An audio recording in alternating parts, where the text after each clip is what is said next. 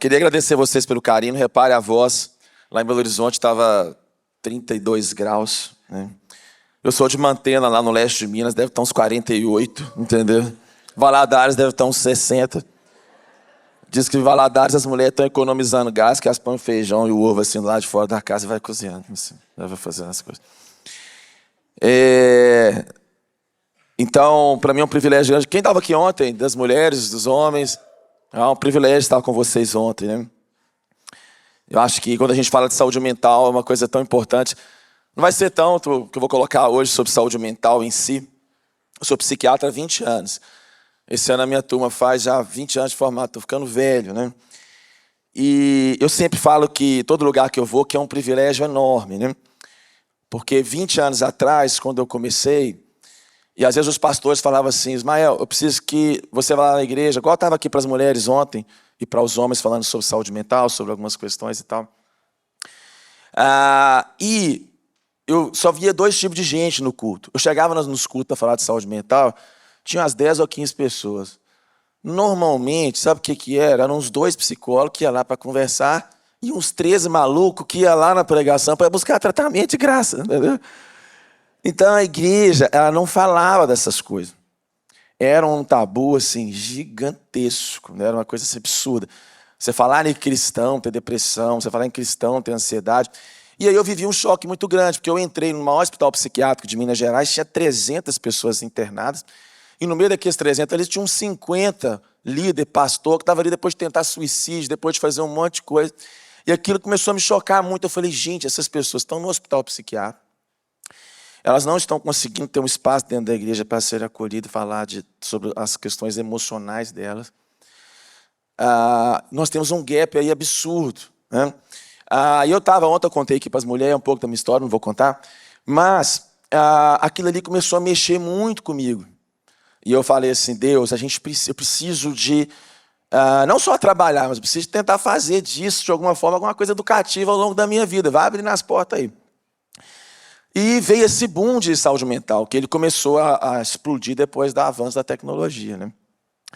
E depois da pandemia explodiu mais. Graças a Deus, gente, misericórdia, Senhor, que eu tenho 3 meninos e psiquiatra não tem crise, entendeu? As pessoas falam assim, por que você escolheu ser psiquiatra? Você sentiu de Deus? Eu falei, não, porque eu vi que no mundo tereis aflição. Eu falei, então a aflição vai dar um retorno muito bom no longo prazo. Então, eis-me aqui, Senhor, alguém tem que trabalhar, né? Então, mas a gente brinca assim, mas foi chocante, porque depois da pandemia, ontem eu estava dizendo para os homens, a gente teve um aumento de compulsão e etc e tal. Só que a gente começou a ter um problema. E eu creio que isso está acontecendo aqui também, né, nos Estados Unidos. A igreja, ela tem 2 formas de você trabalhar espiritualidade. Você pode trabalhar uma espiritualidade que ela seja emocionalmente saudável, uma espiritualidade que ela seja responsável, uma espiritualidade que ela trabalhe, que ela dê espaço correto para as pessoas viverem a dor, o sofrimento, seja físico, seja emocional, seja espiritual. Ou nós podemos viver uma espiritualidade que, no lugar de transformar, no lugar de curar as pessoas, essa espiritualidade ela piora as pessoas. É engraçado que toda revisão sistemática, que são artigos de revisão de vários outros artigos, você quando vai estudar na psiquiatria, eu lembro que eu estava aqui em Los Angeles há 10 anos atrás, eu fiquei chocado, porque lá no Brasil tinha muito preconceito de falar de espiritualidade e saúde mental. Se eu falasse de espiritualidade com um psiquiatra no Brasil, eu ia falar assim, esse cara é maluco, é crente, que bobagem e tal. Depois isso começou a mudar porque as pesquisas médicas elas foram mostrando que a espiritualidade era um fator de proteção. As pessoas, por exemplo, que vão a uma igreja pelo menos 4 vezes por mês, elas têm um score de felicidade em torno de 2 a 3 vezes mais do que as pessoas que não congregam numa comunidade de fé. Interessante. Pertencer a uma comunidade de fé protege mais de suicídio do que emprego. O tempo médio de uma pessoa que tem uma espiritualidade ativa de longevidade é 4 anos maior do que uma pessoa que não tem. Beleza. Só que os estudos eles mostram uma coisa muito curiosa. Eles falam o seguinte, há 2 tipos de espiritualidade, a intrínseca e a extrínseca. A intrínseca é quando você busca a Deus por propósito, pertencimento, transcendência, etc. Tal. E a extrínseca é quando você busca a Deus só para resolver um BO, para fazer uma barganha com Ele, para poder conquistar alguma coisa, etc. E tal.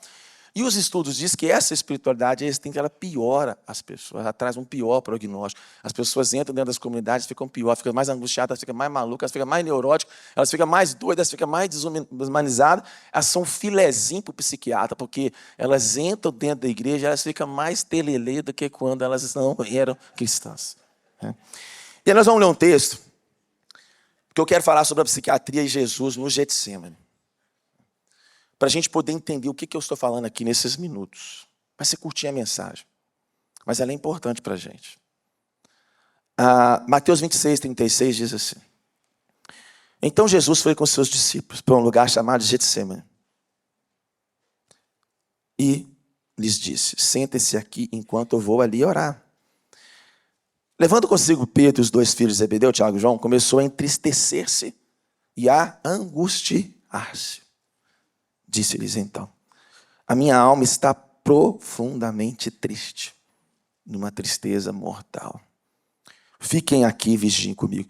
Depois, um pouco mais adiante, ele prostou-se com o rosto em terra e orou: Meu Pai, se possível, afasta de mim esse cálice. Contudo, não seja como eu quero, mas sim como tu queres. Depois voltou aos seus discípulos e encontrou dormindo. Vocês não podem vigiar comigo nem uma hora. Vigiem, e orem para que não caia em tentação. O espírito está pronto, mas a carne é fraca. E retirou-se mais outra vez para orar: Meu Pai, se possível, afasta de mim esse cálice. Mas faça a tua vontade. Vamos orar. Senhor Jesus, assim como já foi orado aqui, que nesses 30 minutinhos, Senhor, que não seja só uma palavra médica, porque minha palavra médica a gente tem na internet, que o Senhor nos deu, Deus e Pai, uma palavra viva e eficaz, que ela possa, de uma maneira simples, Deus, pequena, uma sementinha, um grão de mostarda, gerar em nós, Deus, Pai, um princípio do reino que venha nos trazer uma transformação e uma aplicação pessoal. É o que eu oro a Ti, ó Deus, em nome de Jesus. Amém. Mas por que eu estava falando da espiritualidade? Houve uma mudança na espiritualidade contemporânea nos últimos anos. Há um filósofo que eu gosto muito, chama Philippe Rier. E o Philippe Rier, ele não é cristão. E ele diz o seguinte, que o movimento cristão, protestante, evangélico, ele se transformou nos últimos 30 anos. Ele diz o seguinte, que até 30 anos atrás, ele chama que o homem, ele era chamado de o homem religioso. E o homem religioso, ele tinha um princípio básico que o fazia buscar algum tipo de transcendência. O homem religioso, ele tinha um anseio muito grande por ser salvo. E ele conta que nos últimos 30 anos aconteceu um fenômeno em que esse homem, ele deixou de ser um homem que ele chamou de homem religioso e ele passou a se tornar o que ele nomeou de homem psicológico. E ele diz uma coisa muito interessante, ele diz assim, o homem psicológico, ele não quer ser salvo. O homem psicológico, ele quer ser agradado. Um cara que não é cristão. E aí começaram a se ter uma percepção, e se você for estudar aí sociólogos como Zygmunt Bauman, Gilles Lipovetsky, eles começaram a perceber isso também. Veja bem, lá fora dos currais cristãos e protestantes, começou a ter uma onda muito grande do quê? De conceitos como o poder do pensamento positivo, de conceitos como transforme o seu mindset, de conceitos do tipo bem-estar e felicidade é só uma questão de mentalidade, conceitos do tipo você não pode expressar dor ou tampouco expressar tristeza, ou tampouco você pode demonstrar fraqueza, por quê? Inclusive no Brasil tem muito isso, as pessoas pagam caro para participar de cursos onde eles são incentivados a acordar de manhã e elas acharam assim que elas têm que chegar na frente do espelho e dizer yes! E dar um grito de guerra assim, e aquilo ali vai resolver o problema deles. Ou seja, mentalidade. E aqui há um livro, não sei como é que chama nos Estados Unidos esse livro, mas fez muito sucesso no Brasil, que é a Lei da Atração. Yes, The Law of Attraction. A Lei da Atração. E o que aconteceu no Brasil? Percebendo esse movimento secular de autoempoderamento humano, do homem sendo o senhor de si mesmo, percebendo esse movimento que crescia muito, do homem ser o senhor do seu destino, como que a liturgia cristã fez em muitas comunidades no Brasil? Eles fizeram o quê? Beleza. esse homem, ele não é mais um homem religioso, ele é um homem psicológico. Então, a nossa liturgia, o que nós vamos fazer com ela? Nós vamos fazer uma liturgia onde as pessoas entrem para elas se sentirem bem, para elas se sentirem agradadas, para elas saírem do culto tendo experiências de bem-estar.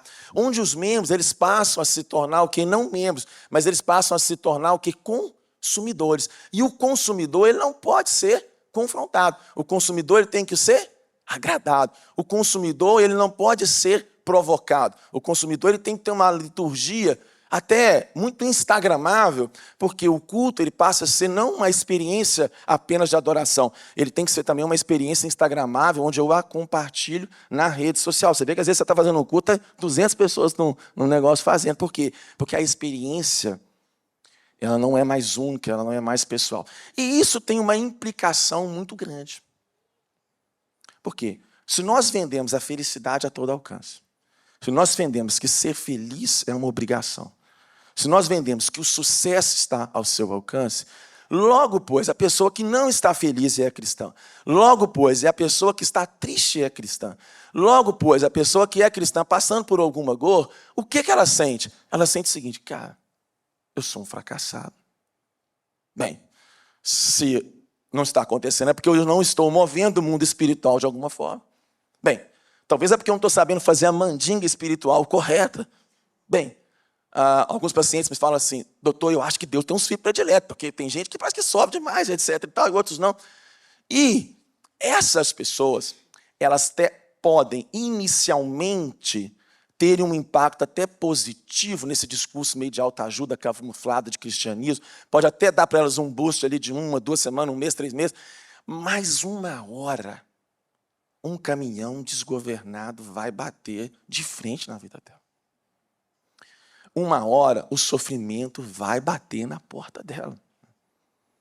Só tem 2 certezas na vida: a morte e que você, que é cristão, uma hora você vai ser confrontado com uma situação.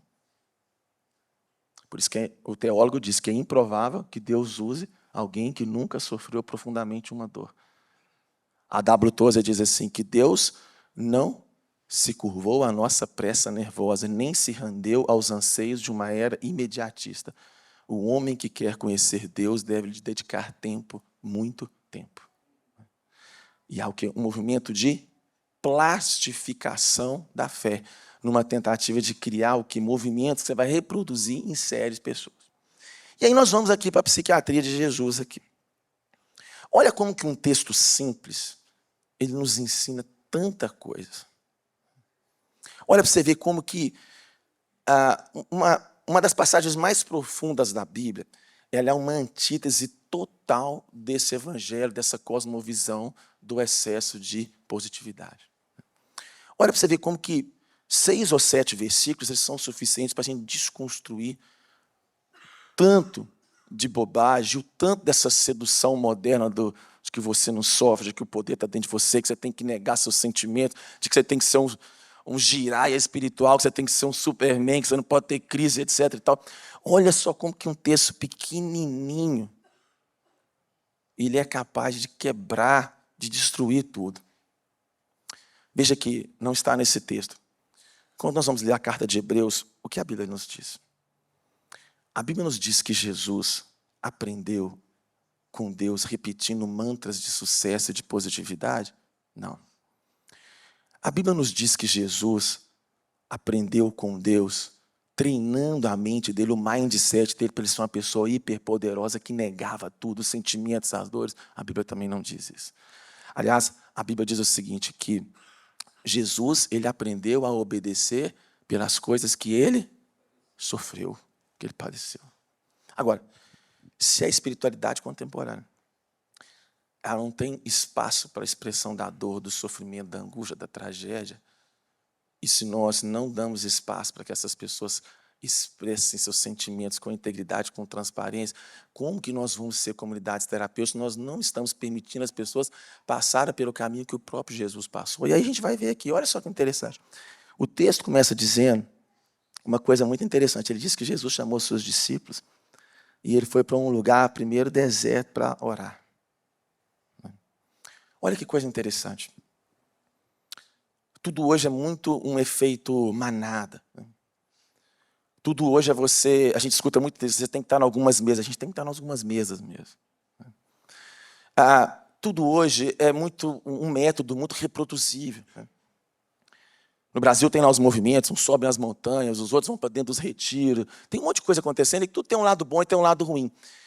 Mas é interessante que toda vez que a multidão apertava Jesus para acelerar alguma coisa na vida dele, não é esse texto aqui, mas toda vez que a multidão falava assim, Jesus, é o seguinte, cara, ninguém que quer ser visto fica fazendo esses milagres em mantena, não, cara. Quem quer ser visto tem que ir lá para Belo Horizonte, etc. Na hora que Jesus apertava para o lado dele, o que a Bíblia falava? Que ele ia para as regiões solitárias e orava. Básico. O simples. Lá em Belo Horizonte, não falta monte em Belo Horizonte. Belo Horizonte é a cidade das montanhas. Em Belo Horizonte nós temos um hábito que é ir em montes de oração.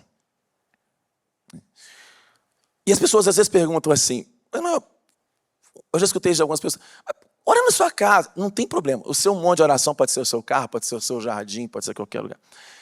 Mas é porque eu tenho 3 meninos e é uma confusão. E quando eu vou para o monte, eu vim no meio do mato lá, e o máximo pode acontecer, uma cobra me morder, mas eu vou para o pronto-socorro, tomo um remédio e eu vou sobreviver. Entendeu?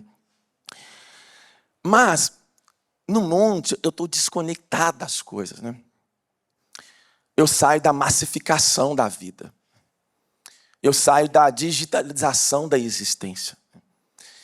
No monte, as vozes, eu deixo no carro, o celular silencia. No monte, as opiniões de quem está perto, elas param.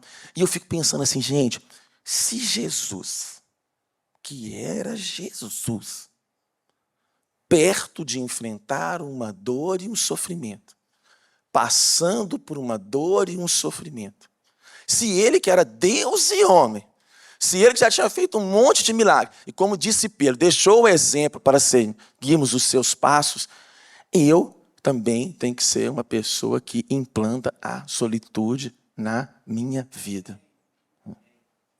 Aí as pessoas falam assim, mas dá a primeira lição de como que eu posso passar a dor e o sofrimento. Eu falo, olha, a primeira lição de que você pode passar a dor e o sofrimento é o seguinte, que o que vai resolver, às vezes, não é isso aí para grandes conferências, não é você muvucar no meio de 200 homens, no meio de um lugar. Sabe?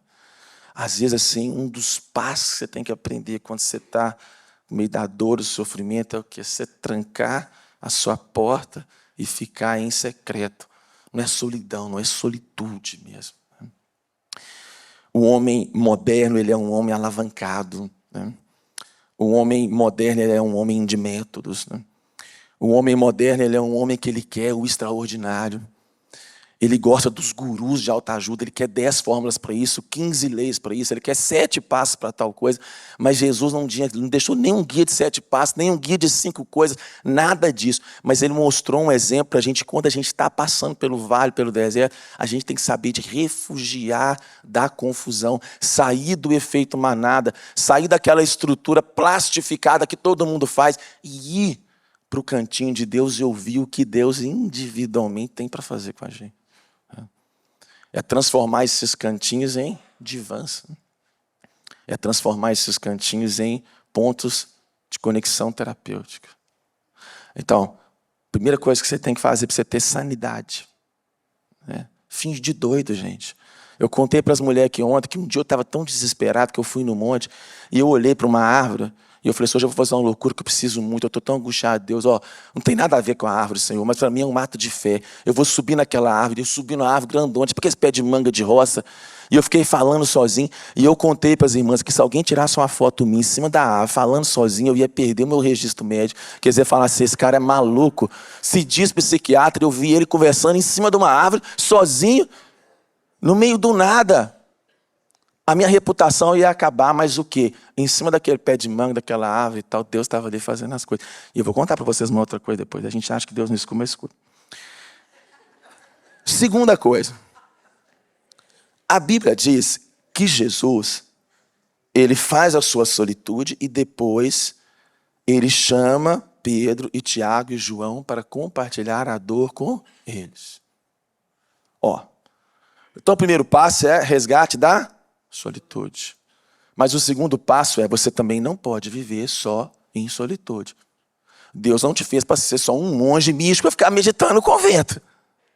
Solitude é um espaço necessário para você ouvir a voz de Deus. Mas veja, Deus criou o homem e viu que o homem era só. Tem uma parte de nós que precisa de outros, né? Deus nos fez para conexão. Fizeram um estudo sobre longevidade, eu achei muito interessante. É o maior estudo do mundo sobre longevidade, da Universidade de Oxford. E eles foram pesquisar por que fazia as pessoas viver muito. Eu achei muito interessante. Porque eu achei que ia ser assim, não fumar foi importante, não ter diabetes foi importante. Não ser sedentário foi importante. Tomar as vacinas certas lá de pneumonia. Teve várias variáveis, mas sabe qual foi a variável que mais determinou a longevidade das pessoas? Isolamento social e solidão. Isolamento social e solidão foram as variáveis que mais aumentavam a mortalidade. Vou dar um conselho para os homens aqui. Os homens nesse estudo, que aos 55 anos tinham um relacionamento estável, casado, etc. e tal, eles viveram 7 anos mais do que os homens com 55 anos que estavam separados, desquitados ou pegando todas no meio da rua, entendeu? Então, se você quer viver 7 anos a mais, você fica com a sua mulher, não arruma confusão, não, entendeu?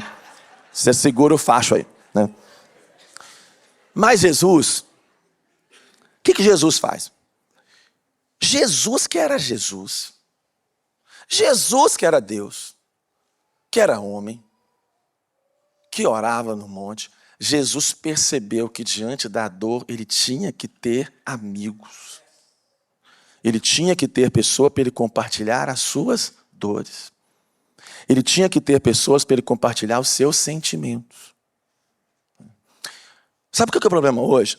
Eu até falo por mim, pastores, líderes. A gente se deixar come de graça todo dia. Se eu jogar no meu grupo de internet lá de Belo Horizonte, assim, gente, eu tô com uma fome aqui, tem um lugar que eu posso comer, rapaz, eu arrumo gente para comer de graça todo dia. Só que às vezes a gente tem pessoas para fazer churrasquinho, para fazer reunião social e etc e tal, mas a gente não tem nenhum amigo ao qual a gente possa compartilhar tudo o que nós precisamos compartilhar. Nós não temos uma pessoa para ser o nosso confidente. Nós não temos nenhuma pessoa para ser transparente. Eu não estou dizendo que você vai chegar aqui na igreja e vai contar seus podres, tudo. Até deveria. Se a gente fosse avançado, a gente poderia, né? Quem sabe um dia, né? Ontem aqui nós falamos um monte de bobagem, graças a Deus não gravou, entendeu? Senão eu estava estrupiado do meu lado, entendeu? Mas uma das coisas que mudou a minha vida, em 2011 eu tive um burnout. E eu trabalhava muito, dava muito plantão, dava aula na faculdade. E tinha acabado o mestrado, aquela confusão em minha vida louca. E eu acordei de madrugada, comecei a ter um ataque cardíaco, uma falta de ar, uma coisa horrorosa, uma crise de pânico. Falei, casa de ferreiro, conhece esse ditado? Casa de ferreiro, espeto de pau. Falei, caramba, velho. Tem que mudar a minha vida. Aí eu pesava 20 quilos a mais, aí eu comecei a correr. Aí foi 1 quilômetro, foi 2 quilômetros. Aí eu comecei a fazer as maratonas, por isso que eu corro maratona. Aí eu comecei a gostar, minhas unhas começaram a machucar, e até o pessoal fala de sandália, tá frio. É porque é o seguinte, minhas unhas ficam todas detonadas, né? E a sandália ela é fresca, seu pé fica livre, etc e tal. E sandália é um caminho sem volta. Dá uma sandália pro seu marido e nunca mais vai usar sapato. Mas assim, Jesus, o que ele fez? Ele pediu amigos. Eu falei com Deus, eu tinha os conhecidos. Eu tinha gente para tomar cafezinho. Eu tinha gente, que a gente até tinha um lero-lero evangélico. Eu pregava, mas eu não tinha amigo. Sabe? Eu não tinha assim umas 2 pessoas que eu podia contar meus podres. Ontem eu falei com os homens, quem confessa a tentação não confessa pecado. O que a Bíblia diz? Confessar os vossos pecados uns aos outros para ser curado. Verticalmente eu sou perdoado com Jesus. Horizontalmente eu sou curado. Por que a gente é doente? Por que muitas vezes nós frequentamos a igreja e a gente não melhora? Porque nós, muitas vezes, nós não temos sequer 2 pessoas as quais a gente pode, dentro de uma comunidade, confessar os podres todos. Você está com vergonha do pastor Manuel? Eu entendo perfeitamente. Conta pro outro. É bom que você poupa, ele já está ficando careca, entendeu? Aí o que você faz? Às vezes você não vai, mas você tem lá no seu pequeno grupo uma pessoa, você fala, cara, eu até brinquei com os homens ontem. Se um amigo te contar uma história e pedir segredo, você não vai contar nem para sua mulher. O crente é fofoqueiro demais, cara. Misericórdia. Se o cara conta que traiu, não sei o quê, daí a pouco a igreja inteira está sabendo, todo mundo está olhando toda a mulher, ela acha que a maquiagem dela, que o cabelo dela ficou ruim, não. É que todo mundo sabe que ela é chifruda, entendeu? Entendeu? Então, ó, segunda lição de Jesus no Getsemane. Tenha amigos. Eu não tenho, mas você vai começar a orar. Deus, eu quero 2 amigos. Olha pra você ver o que Deus faz. Eu tenho uns 3 amigos muito bons, que eu posso contar tudo. Tentação, tara, vício, eu posso contar tudo. Posso falar com eles, abrir o meu coração, rasgar o meu coração com eles. E nós somos amigos de monte, nós somos amigos de bar, nós somos amigos de cozinha, de casa. As nossas mulheres são amigas e eles sabem, esses meus amigos sabem mais da minha vida às vezes do que a minha mulher. Porque tem coisas no meu coração que eu não vou chegar para minha mulher e vou contar, porque ela não vai entender. O homem tem que aprender isso também. Tem homem também que não adianta. O cara também não tem sabedoria. Tem coisa que tem que resolver com quem entende sua linguagem. E eu estava orando. Um dia eu estava correndo na rua em Belo Horizonte. Passou um cara e me cumprimentou. Depois ele passou de novo e falou assim, cara, eu te conheço. Você foi pregar na minha igreja e tal. Eu falei, prazer e tal. Qual que é o seu nome? Tal. Meu nome é José. José é um dos melhores amigos meus. A partir daquela corridinha na rua, nós nos tornamos amigos, nós nos encontramos. É um grande amigo, cara. Eu ligo para ele, Zé, vamos no monte hoje? 10 horas da noite. Vamos embora, Ismael. Pá. Vamos fazer tal coisa, vão. Como que isso cura a gente? Então, 2025 é um ano para você pedir uns 2 para você. Jesus tinha um monte, tinha os de cima, ele tinha 3 mais chegados. Né? Se Jesus, que era Jesus, eles tinham uns mais chegados, não é pecado você ter uns mais chegados, não. Tem gente que fala assim, mas o pastor gosta mais de fulano. Não, gente, não é que ele gosta mais. Tem coisa que você é mais chegada. O seu temperamento, seu anjo bate com ele. Então, isso não é problema. Terceira coisa. Jesus disse o seguinte, a minha alma está profundamente triste, numa tristeza mortal. Fiquem aqui e vigiem comigo. Gente, olha que interessante. Nós escutamos às vezes, tem um hino antigo que me dá pavor. Que ele cantava assim, do louvor. Não canta ele não, viu? Jesus é alegria, euforia, todo dia. Jesus é o motivo da nossa alegria. Mentira. Porque Jesus não é alegria e euforia todos os dias. Porque a vida cristã, ela carrega por si só uma certa bipolaridade existencial. Há salmos onde o salmista está, apressa-te, ó Deus, em socorrer-me. E há salmo que ele está dizendo, o Senhor é a luz da minha salvação, a quem temerei. Há salmos que o Davi fala, Deus, eu estou rodeado dos meus inimigos, apressa aí, rapaz, aperta o botão rápido aí que eu estou quase caindo. E há salmo que ele diz o seguinte, eleva os meus olhos para os montes, de onde vem o socorro vem do Senhor, que fez o céu e a terra. Não deixará vacilar os meus pés, não dormirá quem me guarda. Eis que me guarda o que dorme Israel. O Senhor é quem me guarda, o Senhor é a sombra à minha direita, o sol não estará de dia, nem a luz de noite. Ou seja, a vida cristã, ela não é uma reta. A vida cristã, ela carrega consigo dias de dores. Ontem eu estava dizendo para os homens aqui, que a Bíblia é cheia de gente que pensou em morrer. Elias, que é profeta, pensou em morrer. Jeremias pensou em morrer. Jó pensou, mas o que tem de gente na Bíblia que quis morrer? Só que o que você escuta hoje? O que os papas do Mindset dizem para você hoje? O que os gurus cotidianos dizem para você hoje? Não. Você tem que mentalizar o sucesso. Se você estiver se sentindo uma dor, você não pode deixar a dor vir no seu pensamento. Você tem que negar os sentimentos de tristeza. Não, deixa a tristeza não. Você tem que bloquear isso. E o Freud falava que se você internalizar suas dores, vai estalar as pontas dos dedos. O que ele estava dizendo? Se você ficar guardando, internalizando, vai aparecer uma trem ruim em você. Uma doença autoimune, alguma coisa. A Bíblia diz o quê? Que a dor do coração faz secar os ossos. E que quem confessa um ao outro é curado. Tem gente que não é curado, Porque não confessa. E aí, se ele não confessa, a dor vai ficar represada no coração e vai fazer o quê? Secar os ossos. Boa parte das doenças é o quê? As pessoas retêm as coisas. Aí você vem para Jesus. Se Jesus que era Jesus, tudo bem, nós não estamos falando de qualquer coisa aqui, né? Isso aqui é a crucificação, isso aqui é os pecados do mundo inteiro, ia vir para cima dele. Nós não estamos aqui também achando que nós vamos passar um trem igual Jesus passou. Guarde lá as proporções. Mas Jesus mostra que é possível você sentir tristeza e não ser pecado. A gente escuta assim, ansiedade é pecado. Já escutei isso. Ansiedade é pecado. Ninguém fala que dor de dente é pecado. Ninguém fala que hemorroida é pecado. Ninguém fala que calvície é pecado. Hã? Já viu alguém falar? Maldição hereditária da hemorroida? Expulsa. Já viu, pastor? Ontem eu brinquei com os homens, que eu tenho vontade de quebrar esse espírito maligno da calvície na minha vida. Eu queria que Deus me desse uma cabeleira de Sansão. Eu queria ser o Aquaman, gente. Eu queria ser aquele cara bonito, sabe? Tipo esses pastores de internet que a gente viu, aqueles caras sarados, bonitos, rapaz. Os caras todos malhadão. Eu falo, o cara não precisa nem pregar, não, velho. Só o lifestyle do cara já copia assim. Acabou, velho. Mulher vê um cara daquele ali, se ele falar assim, Jesus te ama, ela olha e fala assim, nossa, me ama demais.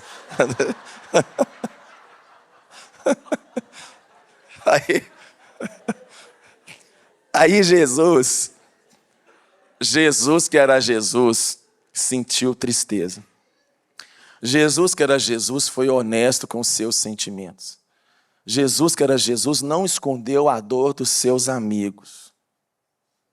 Por que você então vai esconder a sua dor no meio do sofrimento? Para que você vai esconder a dor dos seus amigos? Para que você vai ser um super-herói? Para que você vai pagar uma de guerreiro? Para que você vai dar uma de que não sofre? Para que você vai achar que ser cristão é negar o que você está sentindo? Para que você vai achar que ser cristão é ser um ser empoderado, que não sente tristeza, que não sente angústia? O texto de Lucas diz que ele chegou a transpirar sangue. Ele teve uma reação aguda ao estresse. Se Jesus teve estresse, você acha que não vai ter estresse também, não? Entendeu? Se Jesus era Jesus, ficou triste diante da situação, você acha que não é possível você ficar triste? Então, a espiritualidade saudável está mais perto de quem tem expressão aberta dos sentimentos. A gente só é uma comunidade terapêutica quando a gente é honesto com o que sente. Terceira coisa. Jesus foi honesto com Deus. Indo um pouco adiante, diz, Pai, se possível, passa de mim esse cálice, contudo não seja como eu quero, mas sim como tu queres. A gente é muito formatado, né? A gente acha que Deus é um lero-lero. Tem gente que conversa com Deus, aquelas orações, sabe? Hoje em dia a gente aprende quase que Deus é uma coisa que você tem que fazer, apertar os botões certos, você manipular ele. É como se fosse uma vara mágica que você tem que... E Jesus não. Oh, gente, olha que loucura. Jesus, ele já sabia que ele ia ressuscitar. Estou mentindo? Ele já tinha dito para os discípulos, inclusive. Jesus, que era Jesus, ele sabia do que estava esperando ele. Mas mesmo assim, ele fez uma oração honesta diante de Deus. Senhor, aqui, se possível, parte desse caso. Quando a minha mulher estava grávida, nós fizemos um screening com 12 semanas de gestação para ver se a criança tinha algum problema. E tinha a perspectiva de ter síndrome de Down. Nós optamos por não fazer a biópsia e esperamos 7 meses, mais ou menos, para poder confirmar. Várias vezes eu subi no monte e eu falei, Deus, eu não quero um filho com necessidade especial, não. Eu já lido com paciente, com problema, com um monte de coisa, etc. Então, não quero saber desse trem, não. E eu chorava, eu gritava, etc. E Deus me deu um menino que é uma bênção. Eu tenho 3 filhos, ele é uma bênção na minha vida, esse que o Senhor te dá. Então, você tem que ser o quê? Honesto.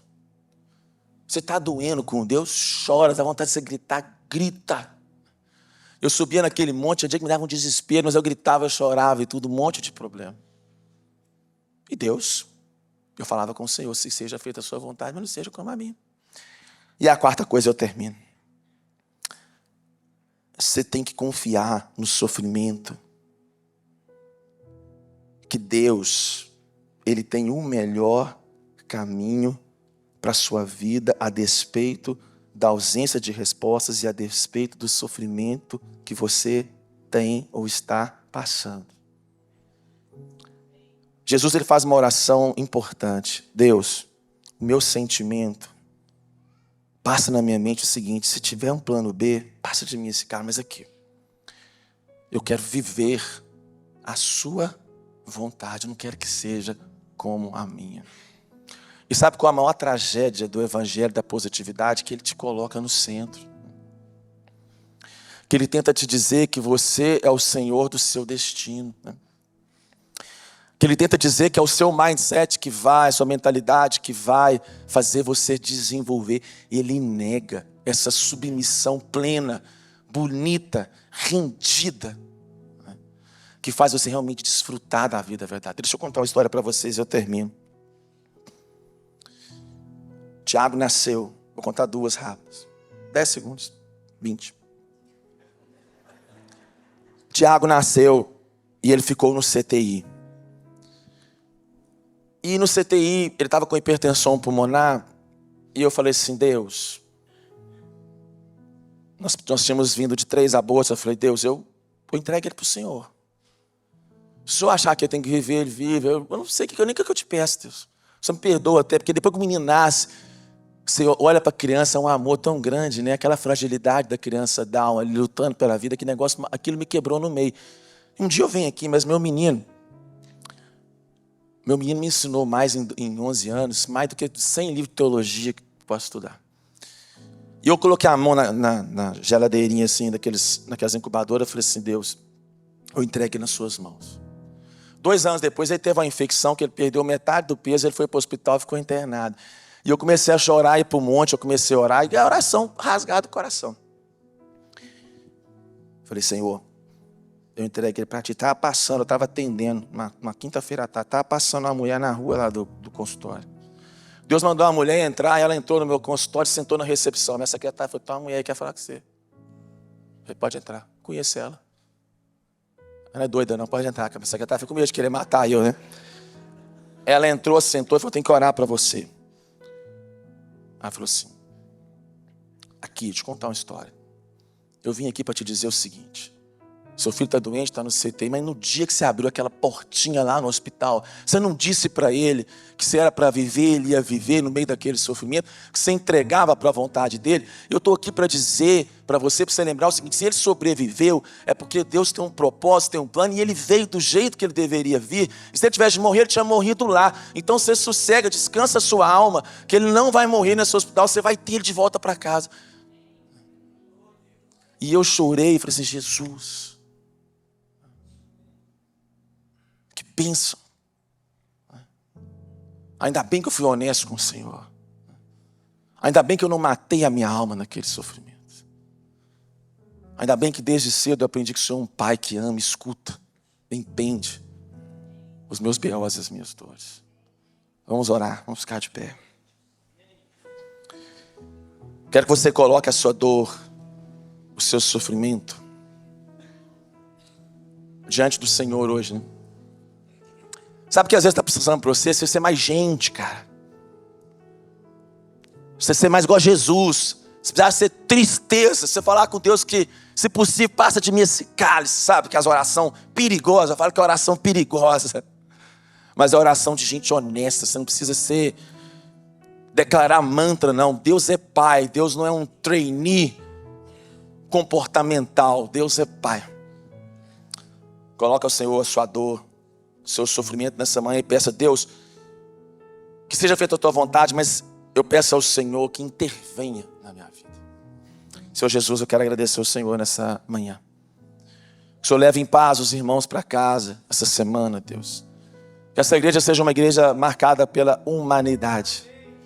Que a sua palavra diz: nisso conhecerão os seus discípulos, se amardes uns aos outros. Que aqui não seja uma igreja de guru, de gente que fica ensinando como ter sucesso, ganhar dinheiro, prosperidade. Que aqui seja uma igreja onde as pessoas possam se sentir amadas. Que aqui seja uma igreja onde as pessoas não precisam ter vergonha de contar os B.O. dela para o pastor, para os amigos. Que aqui seja uma igreja onde as pessoas possam ser como Jesus no Getsemane, Deus, que o Senhor venha também fazer milagre na vida dos... Quando o irmão cantou aqui, Jesus, que o Senhor tem poder para poder curar, para intervir, para fazer um milagre.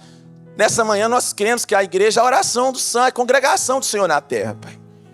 Eu clamo, Senhor, milagre, intervenção do Espírito, cura. Traga, Deus e Pai, carinho, afeto, coloca as pessoas no colo aqui nessa manhã. Eu oro a Ti em nome do Pai, do Filho e do Espírito Santo. Amém. Que Deus abençoe a vida de vocês em nome de Jesus.